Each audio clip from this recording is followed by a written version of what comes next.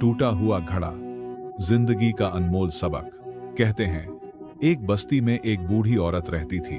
उसके पास दो मिट्टी के घड़े थे। वो रोजाना एक लकड़ी पर दोनों घड़े बांधकर अपने कांधे पर रखती और नदी से पानी भरकर घर लाती। इनमें से एक घड़ा बिल्कुल सही सलामत था, लेकिन दूसरा थोड़ा टूटा हुआ।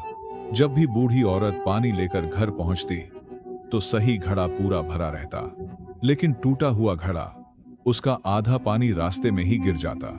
सही घड़ा अपनी कामयाबी पर बहुत खुश था, लेकिन टूटा हुआ घड़ा मायूस और शर्मिंदा रहता। वो अपनी जात से नफरत करने लगा था। सोचता, मैं नाकाम हूं, मैं बोझ हूं, मैं तो अपना काम भी पूरा नहीं कर पाता। 2 साल इसी तरह गुजर गए। एक दिन वो टूटा हुआ घड़ा हिम्मत हारकर बूढ़ी औरत से बोला, अम्मा, मैं बहुत शर्मिंदा हूं।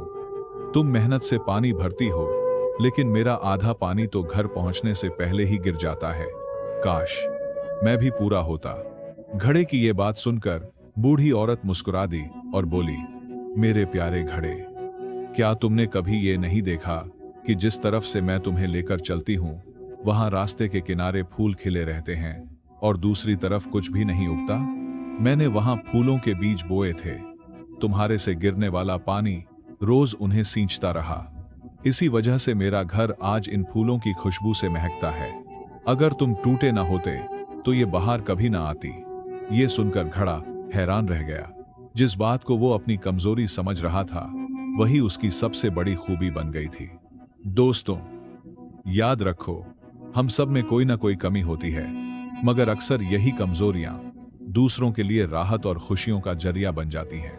हमें चाहिए कि हम एक दूसरे को उनकी कमियों समेत कबूल करें, क्योंकि कभी कभी यही कमियां हमें जिंदगी के सबसे हसीन फूल दे जाती हैं। जी हां, हम सब में कोई ना कोई ऐब है, तो क्यों ना इन ऐबों के बावजूद एक दूसरे की खूबियों को मिलाकर अपनी जिंदगी को महकाएं।